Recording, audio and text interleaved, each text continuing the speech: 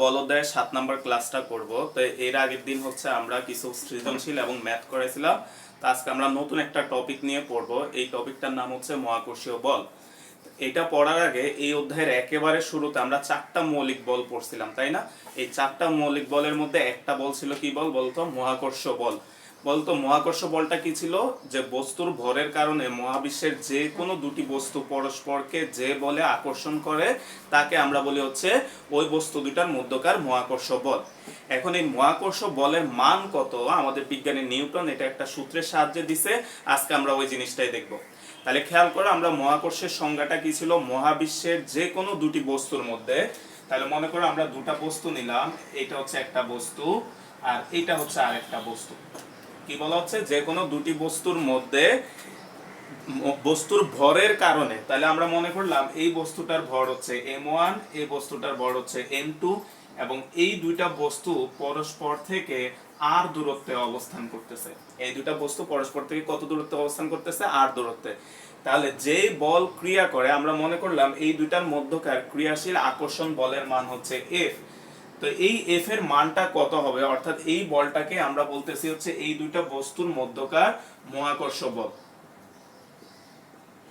এখন এই মহাকর্ষ বলটা কত? বিজ্ঞানী নিউটনের মতে এই বলটার মান হচ্ছে F ইকুয়াল হচ্ছে G m1 m2 divided by হচ্ছে r স্কয়ার। বিজ্ঞানী নিউটনের মতে মহাকর্ষীয় বল F সমান সমান হচ্ছে G m1 m2 divided by হচ্ছে r স্কয়ার। তাহলে ভাই আরেকবার বলি, আমাদের মহাকর্ষের সংজ্ঞাটা কি ছিল?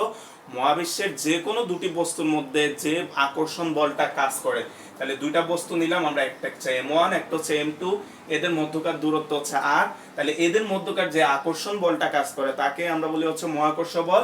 আর বিজ্ঞানী নিউটনের মতে মহাকর্ষ বল হচ্ছে F equal G m1 m2 by r square.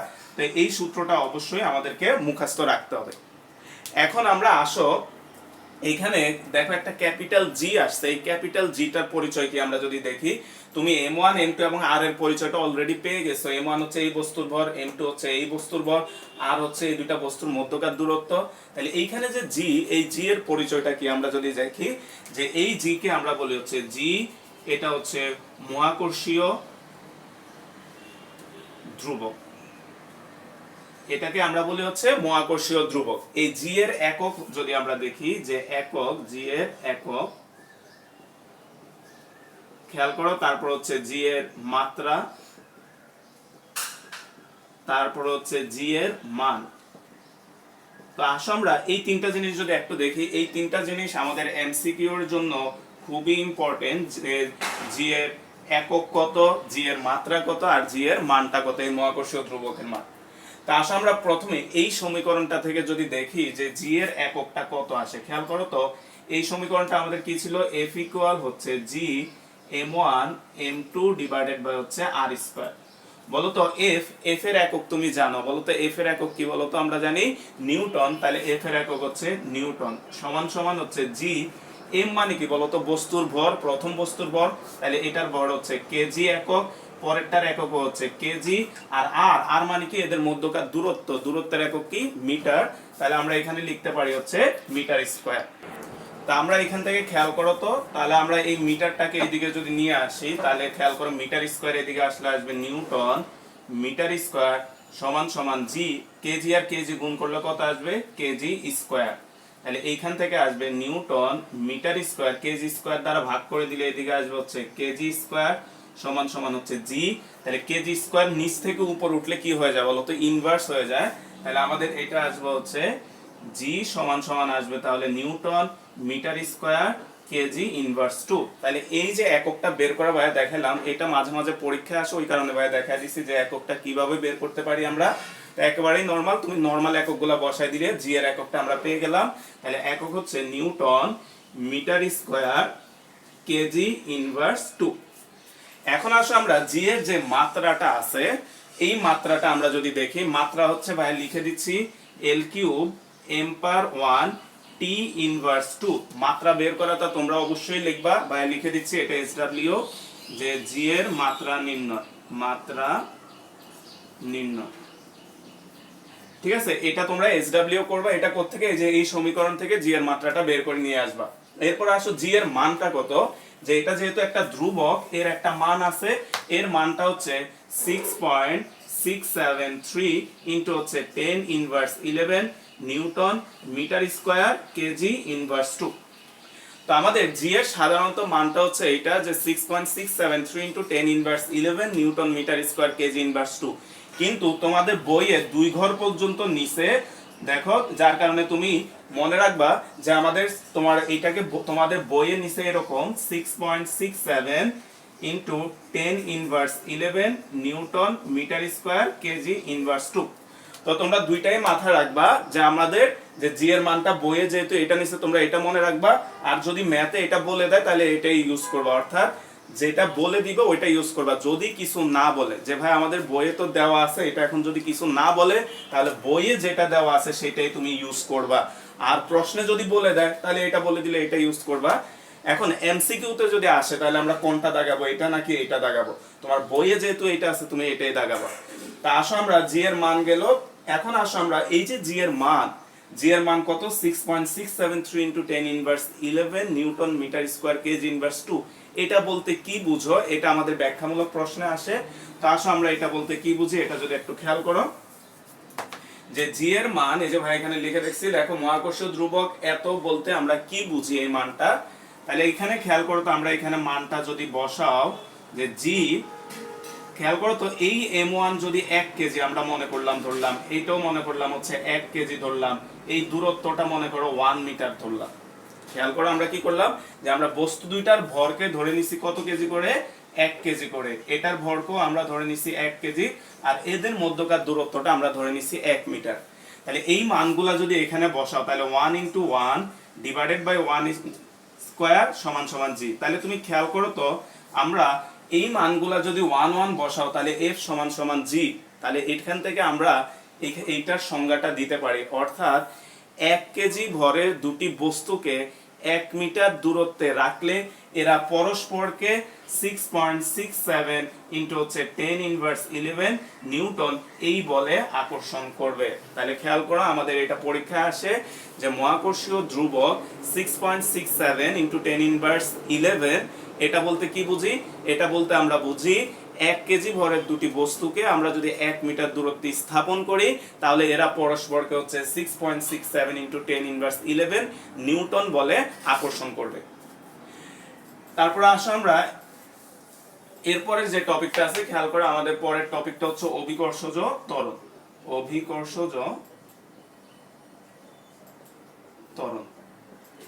তাহলে আসো আমরা এবার অভিকর্ষজ ত্বরণ বলতে আমরা কি বুঝবো। তো আসো মনে করো এটা হচ্ছে আমাদের পৃথিবী, আর এইখানে একটা বস্তু আছে যে বস্তুটার ভর মনে করলাম m, আর পৃথিবীর ভর মনে করলাম হচ্ছে ক্যাপিটাল M, এবং এদের মধ্যকার দূরত্ব আমরা মনে করলাম হচ্ছে স্মল r। তাহলে তুমি খেয়াল করো তো, আমরা এই দুইটা বস্তুর মধ্যে একটা বল কাজ করবে, এই বলটাকে আমরা কি বল বলি বলতো? মহাকর্ষ বল। আবার এটাকে আমরা যেহেতু দুইটা বস্তুর একটা হচ্ছে পৃথিবী, তাহলে আমরা এটাকে বলি কি বল বলতো?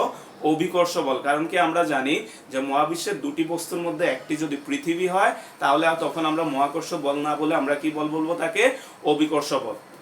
এখন তুমি খেয়াল করো তো, এই দুইটা বস্তুর মধ্যে অভিকর্ষ বলটা কত আমরা যদি দেখি যে F সমান সমান G, আমরা খেয়াল করো capital M small m divided by r square. যে ভাই আমরা এটা কোথা থেকে লিখলাম? একটু আগে আমরা দেখছি যে মহাকর্ষীয় বল F equal G m1 m2 divided by r square. m1 এবং m2 কি ছিল? দুটি বস্তুর ভর। তাহলে এই বস্তুটার ভর হচ্ছে স্মল m, এই বস্তুটার ভর হচ্ছে ক্যাপিটাল M। অর্থাৎ m1 এর জায়গায় মনে করো আমরা হচ্ছে, এই যে খেয়াল করো, m1 এর জায়গায় মনে করো আমরা ক্যাপিটাল M বসালাম, আর m2 এর জায়গায় হচ্ছে আমরা স্মল m বসালাম, তাহলে আমরা এই বলটা পেলাম। এখন তুমি খেয়াল করো তো, এই বলটা সবসময় বড় বস্তুর দিকে টান দিবে। তাহলে তুমি খেয়াল করো তো, তোমাকে পৃথিবী যেহেতু বড়, পৃথিবী কি করবে? ছোট বস্তুটাকে যেহেতু আকর্ষণ বল তার নিচের দিকে আকর্ষণ করবে, তাহলে তুমি বলো তো এই বস্তুটা নিচের দিকে পড়তে শুরু করবে। তাহলে একটু খেয়াল করো, এই বস্তুটার উপর একটা বল কাজ করতেছে, যে বলটা হচ্ছে এইটা, এবং এই বলটাকে আমরা বলি হচ্ছে অভিকর্ষ বল। তাহলে বলো তো এই বস্তুটার মধ্যে যদি একটা অভিকর্ষ বল কাজ করে, আমরা আগের টপিকটাতে পড়ছিলাম যে বস্তুর উপর বল কাজ করলে তার উপর কি তৈরি হয় বলো তো? ত্বরণ তৈরি হয়। তাহলে খেয়াল করো তো, এই বস্তুটা নিচের দিকে যে পড়তে শুরু করবে তার একটা ত্বরণ থাকবে, এই ত্বরণটাকে আমরা বলি হচ্ছে অভিকর্ষজ ত্বরণ। তাহলে এবার আমরা বইয়ের ভাষায় যদি বলি যে অভিকর্ষ বলের কারণে, খেয়াল করে এই বস্তুটাকে ছেড়ে দিলে এটা নিচের দিকে পড়ে যায়, কারণে এই যে আমরা মাত্র দেখলাম এই বলটা তাকে নিচের দিকে টান দেয়, যার কারণে একটা বস্তুকে ছেড়ে দিলে সে নিচের দিকে পড়ে যায়। এখন নিচের দিকে যেহেতু পড়বে তার একটা ত্বরণ তৈরি হবে, এই ত্বরণটাকে আমরা বলি হচ্ছে অভিকর্ষজ ত্বরণ। তাহলে বইয়ে কি বলছে যে অভিকর্ষ বলের প্রভাবে ভূপৃষ্ঠে মুক্তভাবে পড়ন্ত বস্তুর বেগ বৃদ্ধির হারকে আমরা হচ্ছে অভিকর্ষজ ত্বরণ বলি। আর অভিকর্ষজ ত্বরণ এটাকে হচ্ছে আমরা স্মল জি দ্বারা প্রকাশ করি। অভিকর্ষজ ত্বরণকে আমরা কি দ্বারা প্রকাশ করি? স্মল জি দ্বারা। তাহলে তুমি খেয়াল করো তো নিউটনের সেকেন্ড সূত্র থেকে আমরা জানি হচ্ছে F সমান সমান হচ্ছে ma। তাহলে এই কথার মানে কি বলতো? বল সমান সমান হচ্ছে বস্তুর ভর ইনটু হচ্ছে ত্বরণ। তাহলে খেয়াল করো যে বল সমান সমান বস্তুর ভর ইনটু হচ্ছে ত্বরণ, বস্তুর ভর ইনটু হচ্ছে ত্বরণ। তাহলে খেয়াল করো তো এবার আমরা অভিকর্ষ বলের তো একটা সূত্র এটা দেখলাম। এখন নিউটনের দ্বিতীয় সূত্র অনুসারে যদি আমরা লিখি, দ্বিতীয় সূত্র অনুসারে বলতো নিউটনের দ্বিতীয় সূত্র অনুসারে বলের সংজ্ঞা তো এটা ছিল। তাহলে আমরা এখান থেকে লিখতে পারি হচ্ছে অভিকর্ষজ বল সমান সমান, তাহলে যে বল মানে এখানে কোন বল? অভিকর্ষজ বল সমান সমান হচ্ছে বস্তুর ভর ইনটু হচ্ছে ত্বরণ। বলতে এখানে ত্বরণ বলতে কোন ত্বরণ? অভিকর্ষজ ত্বরণ। তাহলে আমরা এখানে লিখতে পারি হচ্ছে অভিকর্ষজ ত্বরণ। তাহলে খেয়াল করো আমরা অভিকর্ষজ বল F সমান সমান, আমরা এই যে বস্তু বলতে কোনটা? এটা ছিল, তাই না? তাহলে আমাদের হচ্ছে স্মল m, আর অভিকর্ষজ ত্বরণ এটাকে আমরা প্রকাশ করি স্মল জি দ্বারা। তাহলে আমরা লিখলাম হচ্ছে স্মল জি।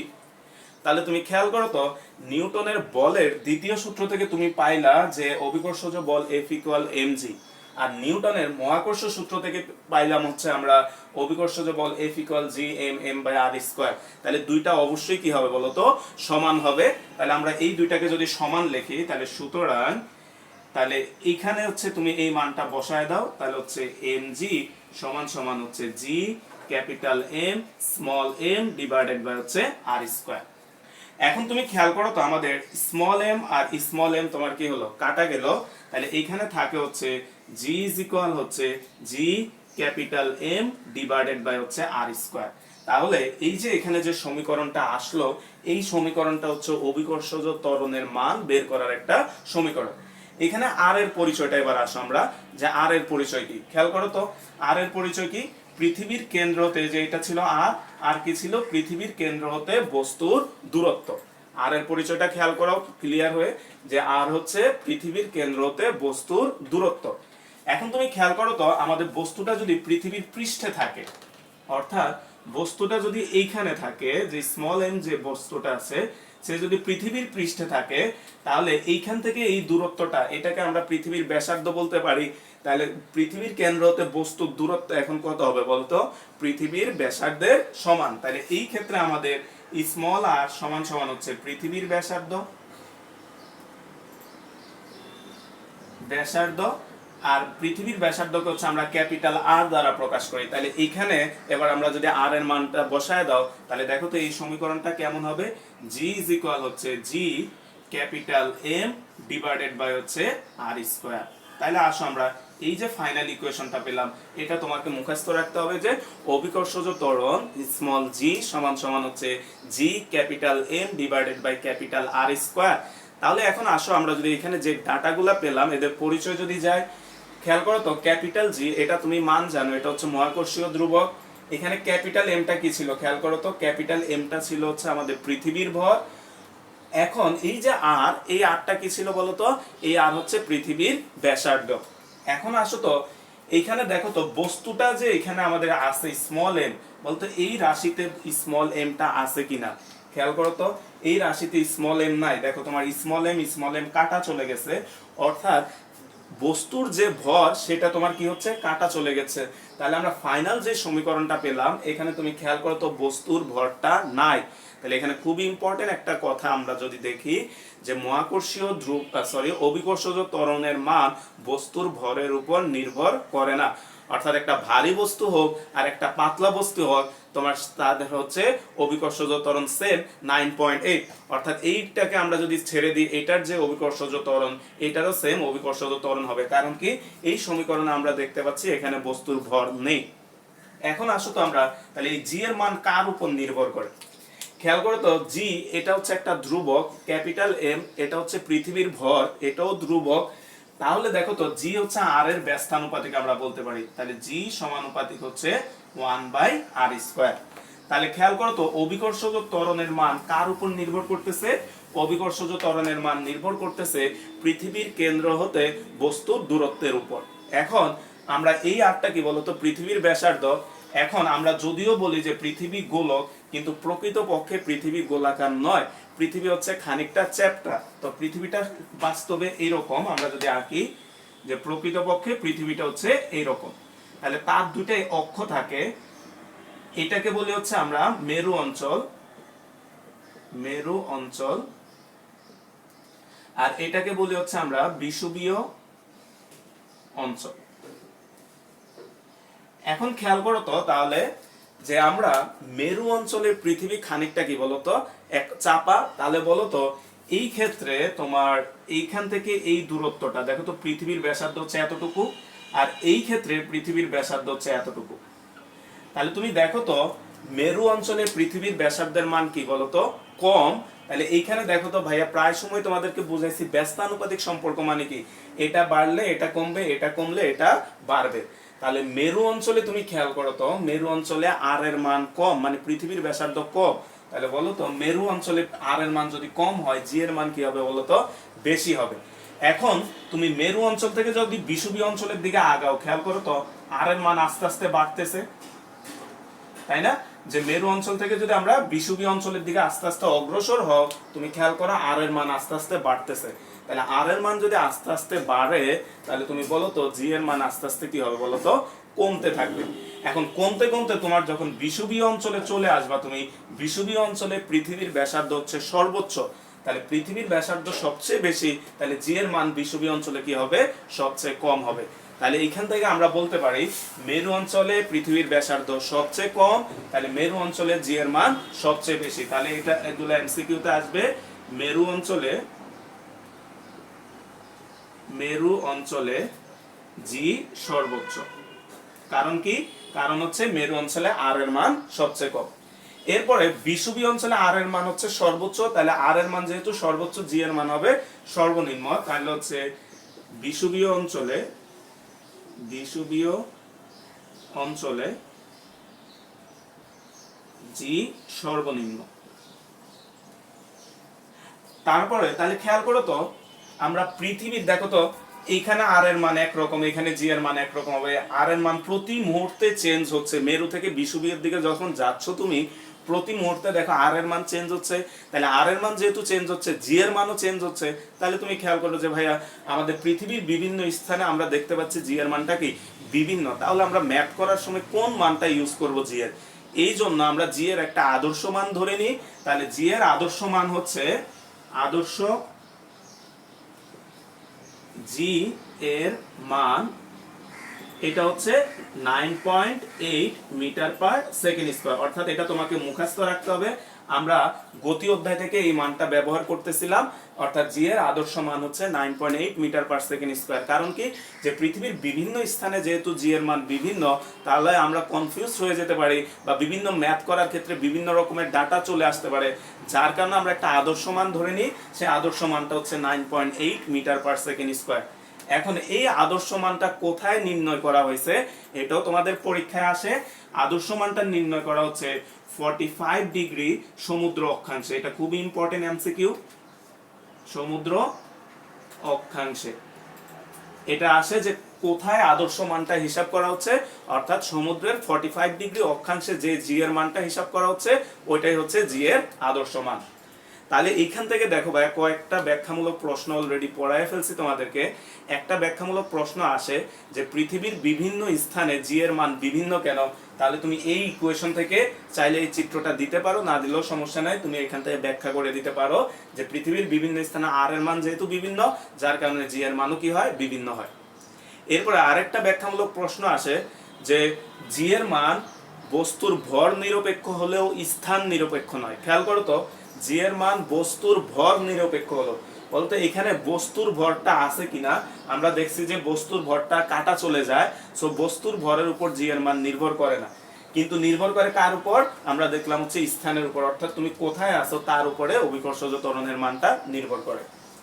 আচ্ছা, এরপরে খেয়াল করে এখানে আরেকটা ব্যাখ্যামূলক প্রশ্ন আসছে, দেখো চিটাগং বোর্ড 2019-এ যে অভিকর্ষজ ত্বরণ একটি লব্ধ রাশি ব্যাখ্যা করো। তো এই টাইপের প্রশ্ন ভাই অনেকগুলা পড়েছি, তোমরা পারবা। এই যে এই সমীকরণটা থেকে এই ব্যাখ্যাটা লিখবা যে অভিকর্ষজ ত্বরণ জি হচ্ছে একটা লব্ধ রাশি। এরপরে আসো জি এর মান নির্ণয়, আমরা তো জি এর মান বের করলাম অলরেডি। এরপরে আসো ওজন। আসো আমরা ওজনের এবার সংজ্ঞাটা যাই। ওজন বলতে কি বুঝি? যদিও আমরা প্রায় সময় ভর এবং ওজন দুইটাকে একই কথাই বলি, যে 1 কেজি ওজন আলু বলি আমরা, আলটিমেটলি এটা 1 কেজি ওজন আলু হবে না, এটা হবে 1 কেজি ভরের আলু। তো ভর এবং ওজন এই জিনিসটা আমরা প্রায় সময় হচ্ছে গোলায় দিই, এই দুইটা মনে রাখবা সম্পূর্ণ আলাদা জিনিস। ভর হচ্ছে একটা স্কেলার রাশি, ওজন হচ্ছে একটা ভেক্টর রাশি। তা আসো আমরা ওজন জিনিসটা কি এবার যদি আসি, মনে করো এটা হচ্ছে আমাদের পৃথিবী, তাহলে এইখানে হচ্ছে মনে করলাম এম ভরের একটা বস্তু আছে, আর এটা হচ্ছে তোমার পৃথিবীর কেন্দ্র, তাহলে এদের মধ্যকার দূরত্বটা হবে ক্যাপিটাল আর, পৃথিবীর ভরটা হচ্ছে ক্যাপিটাল এম। তাহলে বলো তো এই দুইটা বস্তুর মধ্যে যে মহাকর্ষীয় বলটা কাজ করবে তার মান কত হবে? তার মান আমরা জানি নিউটনের সূত্র থেকে, F ইকুয়াল হচ্ছে G capital M small M divided by হচ্ছে আর স্কয়ার। এখন তুমি খেয়াল করো তো এই বলটা তোমাকে কোন দিকে টান দিবে? এই বলটা তোমাকে হচ্ছে পৃথিবীর কেন্দ্রের দিকে টান দিবে। কারণ কি? সব সময় এই যে আকর্ষণ বলটা মহাকর্ষের, এই বলটা হচ্ছে ছোট থেকে বড় বস্তুর দিকে কাজ করে। যেহেতু আমার তুলনায় পৃথিবী অনেক অনেক বড়, তাহলে আমার উপরে যে আকর্ষণ বলটা এটা হচ্ছে পৃথিবীর দিকে আমরা পাবো। তাহলে তুমি খেয়াল করো তো যে কোনো বস্তুকে তুমি ছেড়ে দিলে সে নিচের দিকে পড়ে যায়, আমরা একটু আগে বলছি এই বলটার কারণে। এখন এই বলটার আমরা আরেকটা পরিচয় দিব, সেটা হচ্ছে যে কোনো বস্তুকে পৃথিবী তার কেন্দ্রের দিকে যে বলে টান দেয় বা যে বলে আকর্ষণ করে তাকে আমরা বলি হচ্ছে বস্তুর ওজন। তাহলে খেয়াল করো কি বললাম, যে কোনো একটি বস্তুকে পৃথিবী তার কেন্দ্রের দিকে যে বলে আকর্ষণ করে, তা আমরা দেখলাম যে কেন্দ্রের দিকে এই বলে আকর্ষণ করে, তাহলে এই বলটাকে আমরা কি বলতে পারি বলতো? বস্তুর ওজন। বস্তুর ওজন। তাহলে খেয়াল করো তো আমরা এই বলটাকে বলতে পারি হচ্ছে বস্তুর ওজন। তাহলে আমরা আসো যে এখানে যদি লিখি যে বস্তুর ওজন সমান সমান হচ্ছে মহাকর্ষ বল, বা এভাবে লিখি তাহলে তোমার আরো বুঝতে সুবিধা হবে, কেন্দ্রের দিকে মহাকর্ষ বল সমান সমান, খেয়াল করো তো কেন্দ্রের দিকে মহাকর্ষ বল আমরা কত পাইছি এই বলটা? তাহলে হচ্ছে G capital M small M divided by হচ্ছে আর স্কয়ার। এখন খেয়াল করো তো স্মল এমটাকে ভাইয়া সামনে নিয়ে আসলাম, G M R divided by R square এটাকে একটু পিছে নিয়ে গেলাম, অর্থাৎ জাস্ট আমরা 8 পিস করে লিখছি। এখন খেয়াল করো তো একটু আগে আমরা এই রাশিটার মান দেখছিলাম, বলতো এইটা মানে কত? এটা মানে হচ্ছে আমরা কি জানি বলতো? অভিকর্ষজ ত্বরণ, তাই না? আমরা একটু আগেই দেখছিলাম যে জি ইজ ইকুয়াল হচ্ছে G capital M divided by হচ্ছে আর স্কয়ার। তাহলে আমরা G capital M by R square এই জায়গায় আমরা স্মল এমটা বসাই, স্মল জি বসাই দিতে পারি। তাহলে খেয়াল করো এখানে যদি স্মল জি বসাও তাহলে আসে হচ্ছে আমাদের এম জি। তাহলে বস্তুর ওজন এটাকে আমরা ডব্লিউ দ্বারা প্রকাশ করি, তাহলে ডব্লিউ সমান সমান হচ্ছে এম জি। তাহলে তুমি খেয়াল করো তো আমরা নিউটনের সূত্র কি জানি বলতে? F ইকুয়াল এম এ ভর ইনটু ত্বরণ। খেয়াল করো ভর ইনটু ত্বরণ, তাহলে আমরা বলতে পারি যে ডব্লিউ যেটা আছে ওজন, এটাও একটা কি রাশি বলতো? ভেক্টর রাশি। কারণ কি এটাও একটা বলকেই নির্দেশ করে। তাহলে তুমি খেয়াল করো, তুমি যদি খেয়াল করো যে একটা দড়ির মধ্যে একটা বস্তু বেঁধে যদি তুমি ছেড়ে দাও, বলো তো দড়িটা এভাবে টান টান হয়ে থাকে, কারণ কি? ওই যে তুমি 5 কেজি ভরের একটা বস্তু ঝুলায় দিছো, তাহলে ওই বস্তুটাকে হচ্ছে ওজন ডব্লিউ ইকুয়াল হচ্ছে এমজি। এটা কিভাবে খেয়াল করো, মনে করো এখানে একটা দড়ি তুমি এভাবে করে আছে, মনে করো একটা দড়ি এভাবে আঁকা বাঁকা হয়ে আছে। এখন এখানে যদি তুমি 10 কেজি ভরের একটা বস্তুকে ঝুলায় দাও, দেখবা যে মুহূর্তের মধ্যে এই দড়িটা এরকম টান টান হয়ে গেছে। মুহূর্তের মধ্যে এই বড়িটা এরকম টান টান হয়ে গেছে। তাহলে এটা কেন হলো? আমরা মাত্র শিখলাম যে তুমি ভর দিলেই ভরকে পৃথিবী তার কেন্দ্রের দিকে টানবে, এটাকে আমরা বলি হচ্ছে কি বলতো বস্তুর ওজন। তাহলে তুমি খেয়াল করো, তুমি যখন ভর দিছো তাহলে ডাব্লিউ সমান সমান আমরা জানি হচ্ছে mg, m মানে 10, g মানে হচ্ছে 9.8, তার মানে এখানে 98 নিউটন বল হচ্ছে এই দড়িটাকে টান দিছে, যার কারণে সে হচ্ছে সোজা এরকম হয়ে গেছে। তাহলে মনে রাখবা যে কোন একটা বস্তুর উপর যদি আমরা ভর দিই, এই কথার মানে কি তুমি সেখানে একটা বল দিচ্ছ এবং সেই বলটার মান কত? বস্তুর ওজন, এবং সেটা হচ্ছে mg। তা আসো এবার আমরা যদি একটু সামনে যাই, দেখো তাহলে আমরা বস্তুর ওজন পেলাম W=mg। এখান থেকে একটা জিনিস মাথায় রাখবা যে ওজন সব সময় বস্তুর কেন্দ্র বরাবর খাড়া নিচের দিকে কাজ করে। এখন আসো আমরা এখান থেকে আরেকটা ব্যাখ্যামূলক প্রশ্ন যদি আসি, দেখো পরেরটা কি আছে, যে বস্তুর ভর ধ্রুবক হলেও ওজন ধ্রুবক নয়। খেয়াল করো যে বস্তুর ভর ধ্রুবক হলেও ওজন ধ্রুবক নয়। তো মনে করলাম আমাদের কাছে 10 কেজি ভরের একটা বস্তু আছে, তাহলে তুমি খেয়াল করো ভাইয়া মাত্র বের করছি ওজন W ইকুয়াল কত জানি আমরা mg, তাহলে হচ্ছে 10 ইনটু হচ্ছে অভিকর্ষজ ত্বরণ, অভিকর্ষজ ত্বরণ। এখন দেখো আমরা আসো এইটা আর এইটা, এই দুইটা জিনিস নিয়ে যদি দেখি, এটা ছিল আমাদের কি বলতো, এটা হচ্ছে ভর আর এটা হচ্ছে আমাদের ওজন। তা আমাদেরকে কি বলছে দেখো, ভর ধ্রুবক হলেও ওজন ধ্রুবক নয়। এখন তুমি ভাইয়াকে বলো তো ভর ধ্রুবক এটা কিভাবে হয়? আমরা জানি যে ভর একটি হচ্ছে মৌলিক রাশি, তাহলে ভর যেহেতু মৌলিক রাশি এটা কখনোই চেঞ্জ হবে না, অর্থাৎ ভর যেহেতু একটি মৌলিক রাশি এটা অলওয়েজ ধ্রুবক। তোমাকে প্রায় সময় কনফিউজ করার জন্য বলবে যে তোমার ভর হচ্ছে 50 কেজি, মঙ্গল গ্রহে তোমার ভর কত? খেয়াল করো তো, ভর যেহেতু একটা মৌলিক রাশি তার মানে তুমি মঙ্গল গ্রহে যাও, তুমি পানির নিচে যাও, তুমি মাটির নিচে যাও, যেখানে যাও না কেন তোমার ভর কোনো কি হবে না, পরিবর্তন হবে না। কিন্তু তুমি খেয়াল করো তো ওজন সমান সমান m ইন্টু জি, তাই না? ওজন সমান সমান আমরা কি জানি m ইন্টু জি। একটু আগে আমরা দেখছি বলতো g ইজ ইকুয়াল হচ্ছে gm ডিভাইডেড বাই হচ্ছে r স্কয়ার। তাহলে তুমি খেয়াল করো তো অভিকর্ষজ ত্বরণের উপর দেখো তোমার W টা নির্ভর করে, কারণ কি ভর যেহেতু ধ্রুবক W নির্ভর করে কার উপর বলতো? অভিকর্ষজ ত্বরণের উপর। এখন অভিকর্ষজ ত্বরণ আবার কার উপর নির্ভর করে বলতো? পৃথিবীর ব্যাসার্ধের উপর বা যে কোনো গ্রহের ব্যাসার্ধের উপর। তাহলে তুমি খেয়াল করো তো পৃথিবীর বিভিন্ন স্থানে অভিকর্ষজ ত্বরণের মান যদি বিভিন্ন হয়, তাহলে পৃথিবীর বিভিন্ন স্থানে ওজনের মানও কি হবে বলতো? বিভিন্ন হবে।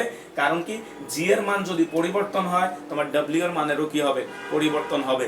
ঠিক একইভাবে বিভিন্ন গ্রহে জি এর মান বিভিন্ন, তাহলে বিভিন্ন গ্রহে তোমার ওজনও কি হবে বলতো? বিভিন্ন হবে। কিন্তু বিভিন্ন গ্রহে তোমার ভর 50 কেজি 50 কেজি থাকবে, এটার কোনো পরিবর্তন হবে না, কারণ এটা হচ্ছে একটা মৌলিক রাশি। এরপরে খেয়াল করো পরের যে প্রশ্নটা আছে, বলা হচ্ছে বস্তুর ওজন পৃথিবীর বিভিন্ন স্থানে বিভিন্ন হয় কেন? দেখো এটা রাজশাহী বোর্ড 2017 সালে আসছে। অলরেডি আমরা বলে দিছি যে বস্তুর ওজনটা নির্ভর করে হচ্ছে কার উপর? অভিকর্ষজ ত্বরণের উপর। আবার আমরা দেখতে পাচ্ছি যে অভিকর্ষজ ত্বরণ পৃথিবীর বিভিন্ন স্থানে বিভিন্ন, তাই বস্তুর ওজনটাও পৃথিবীর বিভিন্ন স্থানে কি হবে? বিভিন্ন হবে। তারপরে খেয়াল করো দিনাজপুর বোর্ড 2016-তে একটা প্রশ্ন আসছে যে পৃথিবীর কেন্দ্রে বস্তুর ওজন ব্যাখ্যা করো। তা আসো আমরা পৃথিবীর কেন্দ্রে বস্তুর ওজনটা কেমন হবে এটা যদি একটু দেখি। তো একটা লাইন তোমরা আগে একটু খাতায় লিখে রাখো যে আমাদের ভূপৃষ্ঠ থেকে যত উপরে উঠা যায় অভিকর্ষজ ত্বরণের মান তত কমে, আবার ভূপৃষ্ঠ থেকে যত নিচে নামা যায় অভিকর্ষজ ত্বরণের, আচ্ছা ভাই লিখে দিই যে এভাবে তোমরা লিখে রাখবা যে ভূপৃষ্ঠ হতে যত উপরে উঠা যায় তত জি এর মান কমবে। বা সুন্দর করে এভাবে লাগে ভূপৃষ্ঠ হতে উপরে উঠলে জি এর মান কমবে। তারপর হচ্ছে ভূপৃষ্ঠ হতে নিচে নামলে জি এর মান কমবে। আর হচ্ছে তাহলে তুমি খেয়াল করো যে ভূপৃষ্ঠ থেকে যদি তুমি উপরেও যাও জি এর মান কমে, ভূপৃষ্ঠ থেকে নিচে গেলেও তোমার কি হয় বলতো? জি এর মান কমে। এখন তোমার আমরা যদি এইখানে দেখো যে তোমার ভূপৃষ্ঠ, এটা হচ্ছে কেন্দ্র, তাহলে ভূপৃষ্ঠ হচ্ছে এইটা। এখন তুমি যদি নিচের দিকে নেমে আসো, তুমি কি বলতেছো খেয়াল করো, ভূপৃষ্ঠ হচ্ছে নিচে নামলে জি এর মান কি হয়, কমে। তাহলে দেখো তো তুমি যত নিচে নামতেছো জি এর মান কমতেছে কমতেছে কমতেছে, কমতে কমতে যখন তুমি কেন্দ্রে চলে আসবা তখন জি এর মানটা হয় 0। তাহলে এখানে লিখে রাখো, এটা খুবই ইম্পর্টেন্ট একটা এমসিকিউ। এবং দেখো ব্যাখ্যামূলক প্রশ্নেও আসছে যে পৃথিবীর কেন্দ্রে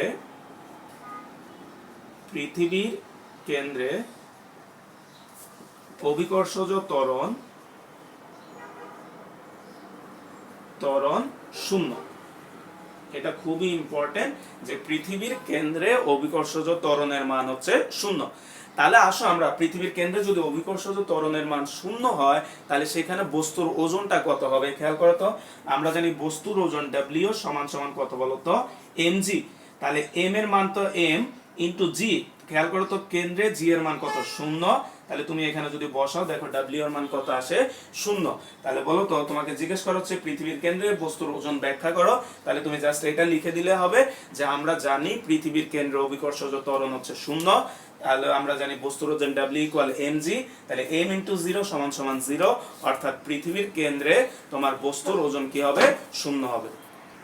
তো খেয়াল করো, ভাইয়া যখন তোমাদেরকে ফ্রেশ নোটটা দিয়ে দিব, তো নোটে দেখবা যে একটা পেজে এই জিনিসটা লেখা আছে যে পৃথিবীর কেন্দ্রে অভিকর্ষজ ত্বরণ 0। আর এই দুইটা জিনিস নোটে লেখা নাই, তো তোমরা এই লাইনটা যেখানে লেখা আছে তার পাশে এই দুইটা লাইন লিখে রাখবা যে আমরা ভূপৃষ্ঠ থেকে উপরে উঠলেও জি এর মান কমে, ভূপৃষ্ঠ থেকে নিচে নামলেও জি এর মান কমে।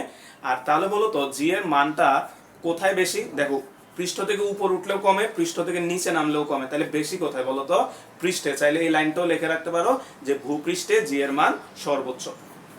আসো এবার আমরা এখান থেকে আজকে আমরা এই দুইটা ম্যাথ করায় শেষ করবো আজকের টপিকটা।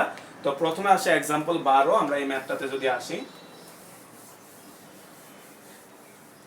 তো খেয়াল করো তোমাকে বলা হচ্ছে মনে করো তোমার ভর হচ্ছে 50 কেজি, পৃথিবীর কেন্দ্রে ও মঙ্গল গ্রহে তোমার ভর ও ওজন কত হবে। তাহলে খেয়াল করো আমরা প্রশ্নটা एग्जांपल 12 দেখো তোমাকে কি বলছে, মনে করো তোমার ভর হচ্ছে 50 কেজি, পৃথিবীর কেন্দ্রে ও মঙ্গল গ্রহে তোমার ভর কত। তাহলে খেয়াল করো তো আমরা একটু আগে আমরা দেখছি ভর হচ্ছে কি রাশি, একটি মৌলিক রাশি, এবং ভর সর্বদা কি বলতো, ধ্রুবক। তাহলে ভর যেহেতু মৌলিক রাশি এবং ভর একটি ধ্রুব রাশি, তাহলে পৃথিবীর কেন্দ্রে যাও, মঙ্গল গ্রহে যাও, চাঁদে যাও, যেখানেই যাও না কেন তোমার ভর 50 কেজি 50 কেজি থাকবে। কারণ কি, ভর একটি মৌলিক রাশি। তাহলে এই জিনিসটা লিখে দিলেই হবে যে যেহেতু ভর একটি মৌলিক রাশি, তাই পৃথিবীর কেন্দ্রে ও মঙ্গল গ্রহে ভরের কোনো পরিবর্তন হবে না, ভর 50 কেজি হবে। আচ্ছা, এরপরে আসো আমরা তাহলে ওজনটা বের করি। তাহলে পৃথিবীর কেন্দ্রে যদি আমরা ওজন বের করি, পৃথিবীর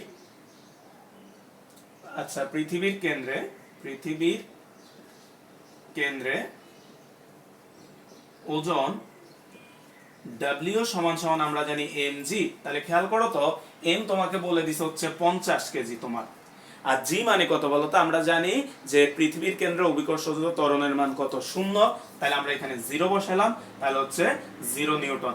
তাহলে এটা কিন্তু খুবই ইম্পর্টেন্ট এমসিকিউ, পরীক্ষায় যখন আসবে তোমাকে কনফিউজ করে দিবে যে পৃথিবীর কেন্দ্রে তোমার ওজন কত যদি জিজ্ঞেস করে তাহলে হবে 0 নিউটন, আর পৃথিবীর কেন্দ্রে তোমার ভর কত যদি জিজ্ঞেস করে তাহলে ভর যেটা দেওয়া থাকবে ওইটাই, ভরের কোনো পরিবর্তন হবে না। সো এটা কেয়ারফুলি দাগাবা যে কোশ্চেনে কি ভর বলতেছে নাকি ওজন বলতেছে।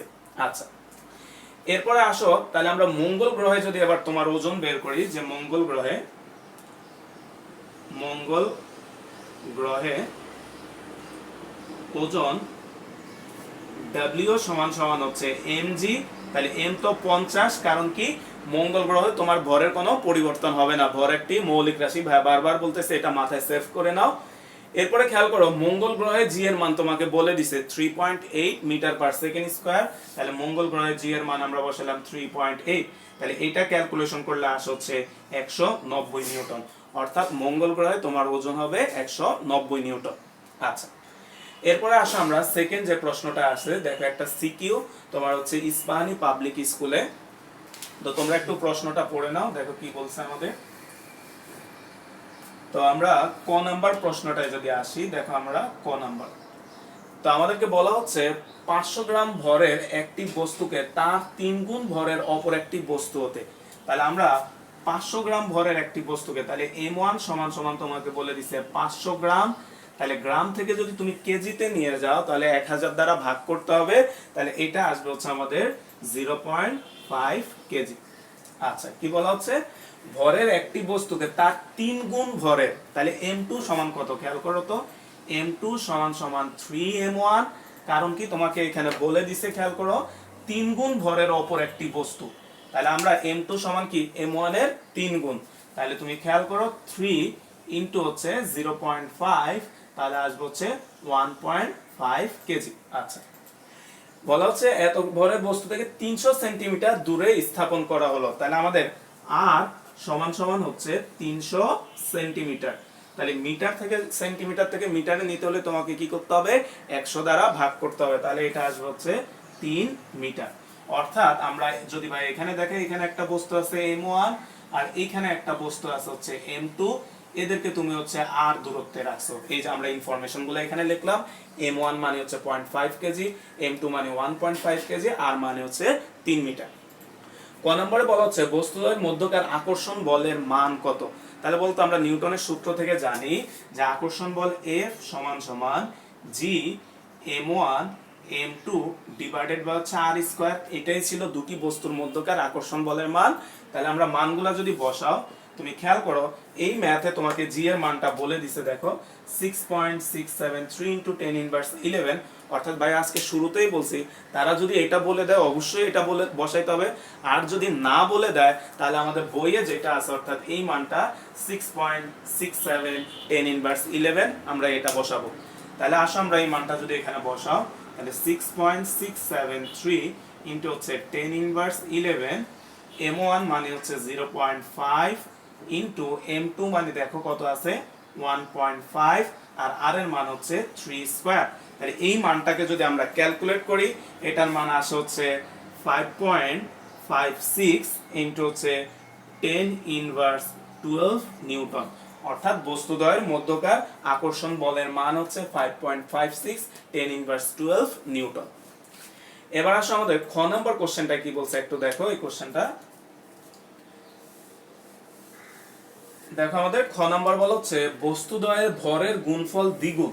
খেয়াল করো, বস্তুদ্বয়ের ভরের গুণফলকে দ্বিগুণ এবং মধ্যবর্তী দূরত্বকে অর্ধেক করলে, খেয়াল করো ভরের গুণফলটাকে দ্বিগুণ, তাহলে খেয়াল করো তো আমাদের ভরটা কি ছিল M1 আর M2, তাহলে তোমাকে বলা হচ্ছে M1 এবং M2 এর গুণফলকে এখন তুমি দ্বিগুণ করবা। তাহলে খেয়াল করো তো এই ক্ষেত্রে আমরা বলদ্বয়ের গুণফলকে যদি দ্বিগুণ করো তাহলে এটাকে আমরা লিখতে পারি 2M1 M2। খেয়াল করো আমরা ভরদ্বয়ের গুণফলকে লিখলাম হচ্ছে 2M1 M2। দেখো আমরা ভরদ্বয়ের গুণফলকে কি করলাম, দ্বিগুণ করে নিলাম। তাহলে এই জিনিসটাকে মনে করো আমরা প্রকাশ করলাম হচ্ছে, এই জিনিসটাকে আমরা প্রকাশ করলাম হচ্ছে M1 প্রাইম M2 প্রাইম দ্বারা মনে করো আমরা প্রকাশ করলাম। অর্থাৎ ভরদ্বয়ের গুণফলকে প্রশ্নে বলা হচ্ছে দ্বিগুণ করতে, আমরা দ্বিগুণ করলাম। এরপর বলা হচ্ছে মধ্যবর্তী দূরত্বকে অর্ধেক করা হলে, তাহলে বলো তো এই ক্ষেত্রে আমরা মনে করলাম আর প্রাইম এই ক্ষেত্রে ধরলাম সমান সমান হচ্ছে কত r/2। তোমার দূরত্বটা তুমি কি করছো, অর্ধেক করছো। তাহলে তোমাকে বলা হচ্ছে আকর্ষণ বলের কি রূপ পরিবর্তন হবে। তাহলে খেয়াল করো তো আমরা এখন এই দুইটাকে নিয়ে যদি সূত্রটা লিখি, তাহলে হচ্ছে a প্রাইম সমান সমান g M1 prime M2 prime divided by হচ্ছে r প্রাইম তার স্কয়ার। খেয়াল করো কেন আমরা এটা ধরলাম, কারণ কি তোমাকে বলা হচ্ছে ভরদ্বয়ের গুণফলকে দ্বিগুণ করলে অর্থাৎ ভর দুইটা কি হয়ে গেছে, এখন পরিবর্তন হয়ে গেছে। তাহলে পরিবর্তন হয়ে কত হয়েছে বলো তো, M1 আর M2 প্রাইম আর দূরত্বটা হচ্ছে r প্রাইম। তাহলে আমরা এখন এখানে মানটা বসাই। তাহলে তুমি এখন মানগুলো যদি বসাও তাহলে জি M1 M2 প্রাইম এটা মানে কত 2M1 M2, আর r প্রাইম এটা মানে কত খেয়াল করো r/2 তার স্কয়ার। তাহলে এখান থেকে আমরা যদি লিখি g তাহলে হচ্ছে 2M1 M2 divided by r square divided by 4। তাহলে এই 4টা নিচে আছে, তাহলে এটাকে যদি তুমি উল্টাও এটা কি হয়ে যাবে, উপরে উঠে যাবে। তাহলে উপরে উঠলে হবে হচ্ছে তোমার 4 আর 2 গুণ হইলে হবে 8 g M1 M2 divided by হচ্ছে r স্কয়ার। তুমি খেয়াল করো তো এইটা মানে আমরা কত জানি বলো তো, এইটা মানে আমরা জানি হচ্ছে f, যেটা ক নম্বরে আমরা ধরে নিছিলাম f সমান সমান g M1 M2 by r square. তাহলে সমান সমান হচ্ছে 8f। তাহলে খেয়াল করো তো তোমাকে বলা হচ্ছে আকর্ষণ বলের কি রূপ পরিবর্তন হবে, তা আমরা দেখতে পাচ্ছি যে আকর্ষণ বল পূর্বের 8 গুণ পরিমাণ কি হয়েছে বলতো, বেড়ে গেছে। তো আজকের ক্লাসটা এই পর্যন্তই। ভাইয়া যে জিনিসগুলো পড়াইলাম তো তোমরা সুন্দর করে লিখে নোট করে নিবা। আর আরেকটা জিনিস মনে রাখবা, তোমরা হয়তোবা ভাইয়ার মনে হচ্ছে যে তোমরা খালি দেখে দেখে হচ্ছে SW গুলাই পাঠাও, শুধু SW করলে হবে না, তোমাকে কিন্তু এই পড়াগুলা, এই সংজ্ঞাগুলা, ব্যাখ্যাগুলা ভালো করে বুঝে বুঝে মেমোরাইজ করতে হবে, নাহলে কিন্তু তোমরা পারবা না। আবার তোমাদের মধ্যে 2-3 জন ভাইয়া দেখলাম হচ্ছে ভাইয়ার মনে হচ্ছে তোমরা হচ্ছে ম্যাথমেটিক্সের যে SW গুলা দিই, হায়ার ম্যাথ, তোমার হচ্ছে জেনারেল ম্যাথ, তোমরা হচ্ছে এগুলা একজনেরটা দেখে আরেকজনে কপি করো। কারণ হচ্ছে তোমরা যখন SW গুলা দিচ্ছ, ভাইয়া যখন দেখি যে একজনের যে জায়গায় ভুল, বাকি 2 জনেরও ঠিক একই জায়গায় ভুল। তো এই কাজটা যদি তুমি করে থাকো, তোমার কাছে ভাই রিকোয়েস্ট থাকবে এটা করবা না। কারণ কপি করে লেখা, যেহেতু এক তো আমরা সামনাসামনি নাই, সো ভাইয়া তোমার পড়া ধরারও সুযোগ নাই। তুমি যদি এটা করো, এই কথা মানে তুমি তোমার নিজেকে ধোকা দিচ্ছ। সো এই কাজটা যারা করতেছো, ভাইয়ের রিকোয়েস্ট থাকবে এটা কেউ করবা না। যেটা পারো সেটা নিজে করবা, না পারলে অবশ্যই ভাইয়াকে জিজ্ঞেস করবা।